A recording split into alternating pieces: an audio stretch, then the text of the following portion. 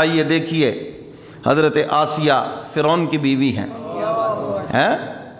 اور جب انسان کو تکلیف پہنچتی ہے نا جی، حدیث مبارکہ میں آتا ہے کہ اس وقت مظلوم کی جو دعا ہے یا بد دعا ہے بیچ میں کوئی رکاوٹ نہیں، سیدھی عرش الہی سے جا کے ٹکراتی ہے اور عرش کانپنے لگتا ہے، اور پھر حق تعالیٰ اس کی ڈائریکٹ مدد فرماتے ہیں، کوئی واسطہ نہیں، کوئی وسیلہ نہیں، کچھ نہیں۔ فرمایا جب مظلوم اور ماں باپ دعا یا بد دعا کرتے ہیں سیدھی عرش الہی سے ٹکراتی ہے۔ مظلومہ ہیں، اسلام قبول کیا، موسیٰ علیہ السلام پر ایمان لے آئے، موسیٰ علیہ السلام کی پرورش کی پہلے، اور فرعون پر جب راز کھلا پتہ چلا کہ یہ تو مجھے خدا ہی نہیں مانتی، یہ تو موسیٰ پہ ایمان رکھتی ہے، یہ تو اللہ کو وحدہ لا شریک مانتی ہے۔ پہلے تو پیار سے سمجھایا، پھر سختی سے، پھر یہاں تک جو اس کا روایتی طریقہ ہے، قرآن پاک میں فرمایا میخوں والا، میخیں گاڑتا تھا، تو آسیہ کے ہاتھوں میں اور پاؤں میں میخیں گاڑ دی، اللہ، اور ظلم و ستم کے پہاڑ توڑ رہے ہیں، اور اسی میں وہ شہید ہوئی، اور محل سے نکال دیا، اور ستم کرنے والوں سے کہنے لگا اس کا چہرہ ذرا محل کی طرف کرو تاکہ اس کو پتہ چلے کہ شاہی محل سے نکل کر اور پھر باہر، تو وہ پھر اللہ سے رابطہ کرتی ہے۔ اذ قالت رب ابن لی عندک بیتا فی الجنہ ونجنی من فرعون وعملہ ونجنی من القوم الظالمین۔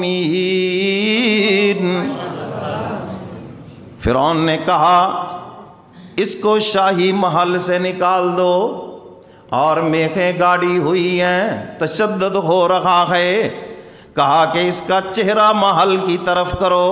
حق تعالیٰ فرماتے ہیں اب اس کو دنیا کا محل نہ دکھلاؤ، جنت کا محل دکھلا دو۔ اذ قالت رب ابن لی عندک بیتا فی الجنہ، اے الہ العالمین، اس نے شاہی محل سے مجھے نکال دیا ہے، آپ مجھے اپنے پاس محل عطا فرمائیں، اپنے پاس۔ اذ قالت رب ابن لی عندک بیتا فی الجنہ، جنت میں اپنے پاس مجھے محل دیجئے۔ حق تعالیٰ فرماتے ہیں آسیہ تو نے محل مانگا ہے، تو نے گھر مانگا ہے، اور گھر والا میں عطا کروں گا، اور دوں گا بھی وہ جو دو جہانوں کا سردار ہے۔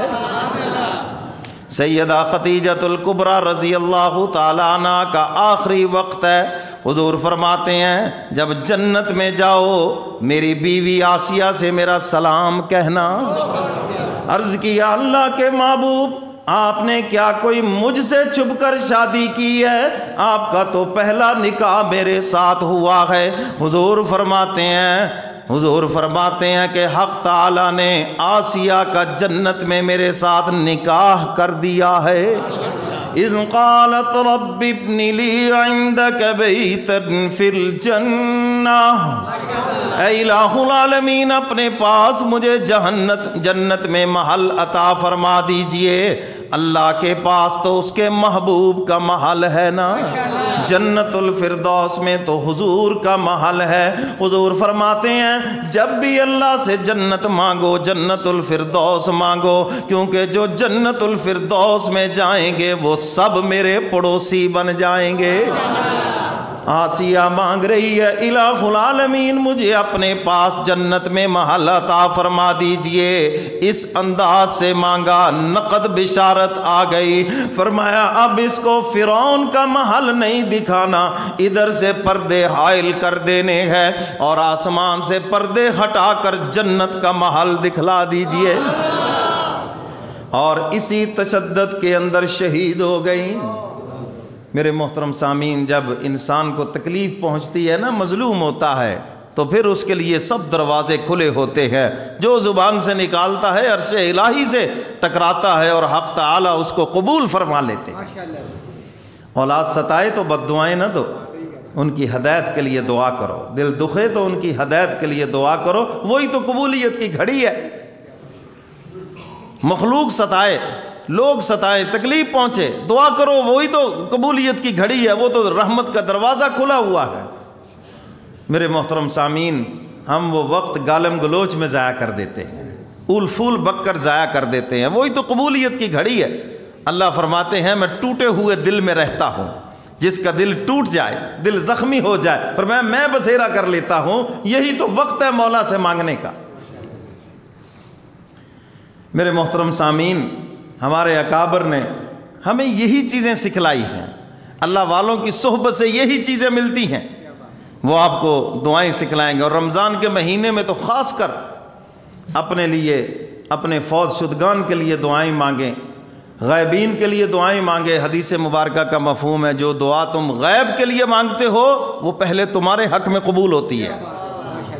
دوسروں کے لیے دعائیں مانگیں۔ اپنے مرشد کو دیکھا لوگوں کے لیے دعائیں کر رہے ہیں، اتنی دیر کھڑے ہو کر، بیٹھ کر، اور رمضان کے مہینے میں نمازوں کے بعد جمعے کے موقع پر اصلاحی مجلس میں دعائیں مانگ رہے ہیں لوگوں کے لیے، اپنے مریدین کے لیے، متعلقین کے لیے، محبت رکھنے والوں کے لیے، تعلق رکھنے والوں کے لیے، پیچھے جمعے پڑھنے والے، نمازیں پڑھنے والے، عیدین پڑھنے والے ہیں جی، جن لوگوں کے جنازے پڑھائے، جن لوگوں کے نکاح پڑھائے، ان کے لیے ایسے گڑ گڑا کے دعائیں مانگ رہے ہیں، ایسے دعائیں مانگ رہے ہیں۔ اور ایک بات آپ کو بتا دوں، جتنا تعلق گہرا ہوتا ہے دعا بھی اتنی جلدی اس کے حق میں قبول ہوتی ہے، یاد رکھنا۔ حضرت حاجی امداد اللہ مہاجر مکی رحمۃ اللہ علیہ، حضرت کے پاس ایک صاحب آئے کہ حضرت میرے لیے خصوصی دعا کرنا۔ آج کل ہم یہ جملہ عام بولتے ہیں، خصوصی دعا کرنا۔ حضرت نے فرمایا بھی دعا کر دیں گے۔ میں نے کہا نہیں حضرت، خصوصی دعا کرنا۔ حضرت نے فرمایا دیکھو بھائی، خصوصی دعا کے لیے تعلق بھی خصوصی چاہیے۔ عمومی تعلق ہم عام دعا کر دیں گے، جیسے اجتماعی دعا ہوتی ہے ہو جائے گی۔ اور فرمایا تم کو میرے رشتہ دار ہو؟ نہیں جی۔ اچھا کوئی میرے اوپر خرچ کرتے ہو؟ نہیں جی۔ توبہ توبہ، تو بھائی یہ تو میں نے کبھی نہیں کیا، بلکہ کوئی کرے مجھے تو اس کی بھی تکلیف ہوتی ہے، بعض ایسے بھی ہوتے ہیں نا جی۔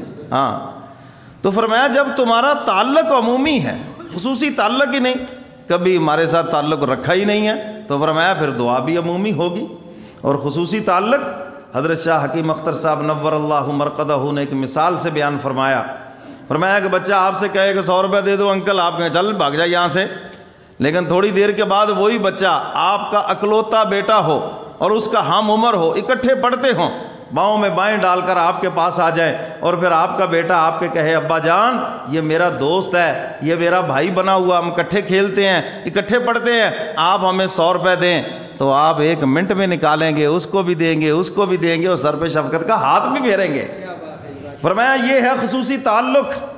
کسی اللہ والے سے تمہارے دل کا جب تعلق ہو جائے گا تو فرمایا پھر کہنے کی ضرورت نہیں پڑے گی، جب رحمت کی بدلیاں خدا کے پیارے پہ برسیں گی اور جو اس سے تعلق رکھتے ہیں ان کے اوپر بھی برسیں گی،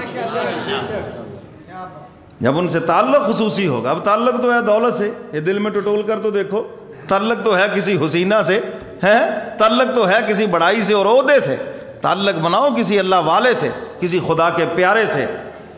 ان سے ملنے کی ہے یہی راہ، ان سے ملنے کی ہے یہی راہ، ملنے والوں سے راہ پیدا کر، یہی طریقہ ہے۔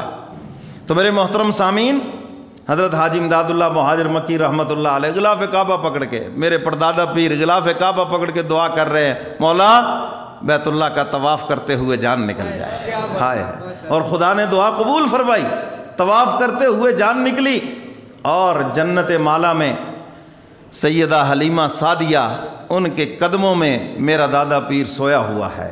اللہ ہم سب کو لے جائے، حرمین شریفین کی زیارت کے لیے اللہ سب کو لے جائے۔ جو بولے ہیں چاہے آہستہ ہی بولے، انشاءاللہ جائیں گے اسی سال، اور جو بولے ہی نہیں منہ بند ہیں تو وہ جائیں گے 2035 میں پھر، ہیں اللہ ہم سب کو لے جائے حرمین شریفین، آمین۔ تو آپ جنت مالا میں جائیں اور سیدہ حلیمہ سعدیہ کی قبر پہ جائیں تو قدموں میں دیکھنا دیوبند کا مرشد سویا ہوا ہے، حضرت حاجی امداد اللہ مہاجر مکی رحمۃ اللہ علیہ۔ اور عجیب اشعار ہے اللہ کی محبت میں، دعائیہ اشعار ہیں۔ کیا کہتے ہیں حاجی صاحب؟